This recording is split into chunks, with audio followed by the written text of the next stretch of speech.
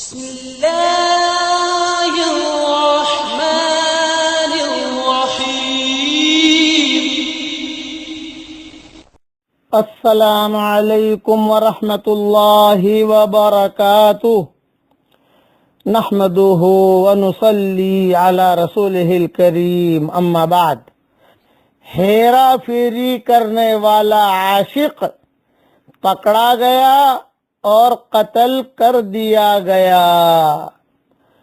اب جو ہے قصہ سنیے. یہ قصہ حدیثوں میں آتا ہے. بنی اسرائیل میں ایک شخص بہت بڑا مالدار اور تونگر تھا. اس کا کوئی بھی لڑکا نہیں تھا، صرف ایک لڑکی تھی اور ایک بھتیجا تھا.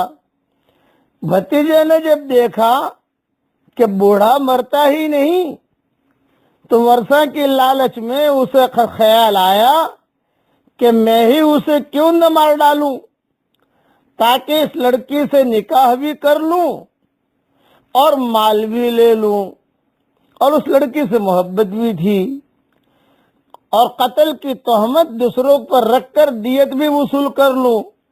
یعنی تین چیزیں اس کو چاہیے تھی: بوڑھے کا مال، اس کی بیٹی، اور پھر دوسروں پر الزام لگا کر دیت بھی وصول کروں. یہاں سے بھی پیسہ لوں، یہاں سے بھی لوں، یہاں سے بھی لوں، یہاں سے بھی لوں. یہ ہیرا پھیری کہ مجھے کسی طریقے سے بھی بیوی مل جاوے اور میری خواہش بھی پوری ہو جاوے، بوڑھے کا مال بھی مل جاوے، اور پھر قتل کر کے دوسروں پر تہمت لگا دو، دیکھو اس نے قتل کیا تو دیت کا پیسہ بھی لاؤ. یہ اس کے دل میں نیت تھی. اور مقتول کے مال کا مالک بھی بن جاؤں. یہ شیطانی خیال میں وہ پکا ہو گیا. ایک دن موقع پا کر اپنے چچا کو قتل کر ڈالا. بنی اسرائیل کے بھلے لوگ ان کے جھگڑوں بکھیڑوں سے تنگ آ کر یکسو ہو کر ان سے الگ ایک اور شہر میں رہتے تھے. شام کو اس قاتل نے اپنے چچا کی جو لاش تھی وہ ایک پھاٹک پر جا کر ڈال دی. اب جو ہے شور مچانا شروع کیا، بھئی میرے چچا کو کس نے مارا. رونا بھی شروع کیا. ایسے لوگ روتے بھی بہت ہیں. ارے ہائے میرے چچا کو کس نے مار ڈالا، کس نے مار ڈالا، کس نے مار ڈالا، کس نے مار ڈالا. لوگ جمع ہوئے. لوگوں نے کہا بھئی یہ تو پتہ نہیں کس نے مارا ہے. یہ کہا نہیں تمہیں لوگوں نے مارا ہے. ایک گاؤں میں جا کے ڈال دیا، پھاٹک کے پاس ڈال دیا، اور ان پر جو لڑائی کرنے لگا، دیت لاؤ دیت لاؤ دیت لاؤ. ہنگامے شروع ہوئے. تو لوگوں نے آپس میں مشورہ کر کے یہ کہا موسیٰ علیہ السلام زندہ ہیں، بھئی ان کے پاس چلے جاؤ اور یہ مسئلے کا حل نکالو.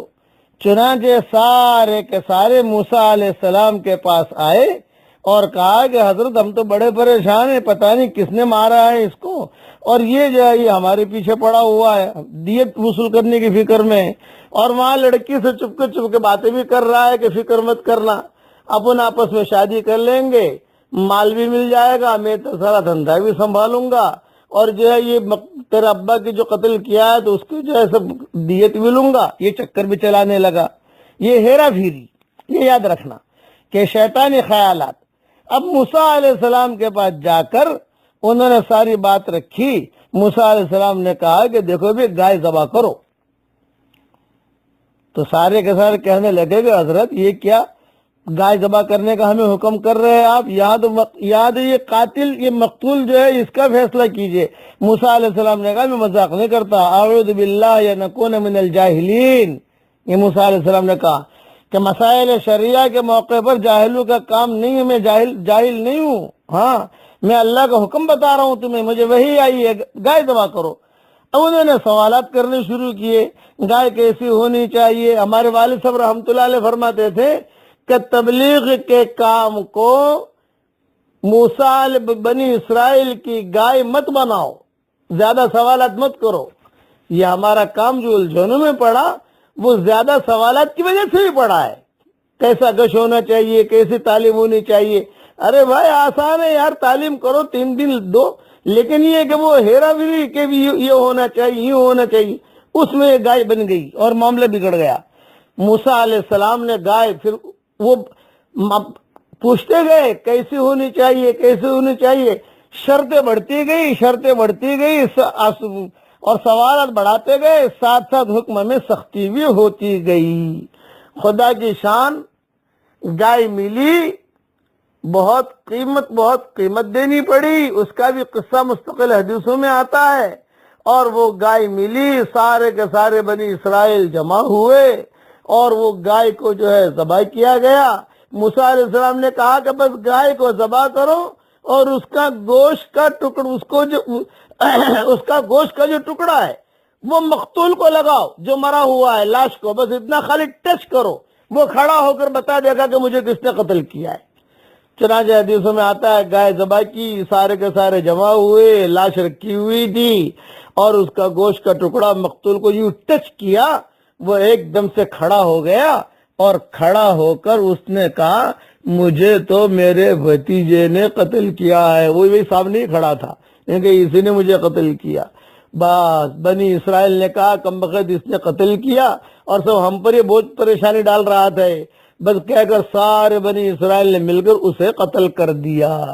یہ قصہ تفسیر ابن کثیر جلد 1 اور صفحہ نمبر 141 سے میں نے لیا ہے۔ بہت لمبا قصہ ہے لیکن میں نے مختصر اس میں عرض کر دیا۔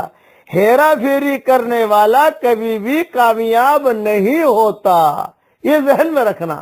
یہ ہیرا پھیری کرنے گیا، بیوی مل جاوے، ورثہ بھی مل جاوے اور جو ہے مجھے دیت بھی مل جاوے، تو مال بھی نہیں ملا، بیوی بھی نہیں ملی، کچھ نہیں ملا، اور اس قاتل کو جو ہے قتل کر دیا گیا اور یہ سارا مسئلہ حل ہو گیا۔ اس لیے ہیرا پھیری سے بچو۔ اب پڑھیے میرے ساتھ، اللہ اکبر کبیرا والحمد للہ کثیرا وسبحان اللہ بکرۃ واصیلا۔ اللہ تعالیٰ ہیرا پھیری کرنے سے ہم سب کی پوری حفاظت فرمائے، آمین۔ السلام علیکم ورحمۃ اللہ وبرکاتہ۔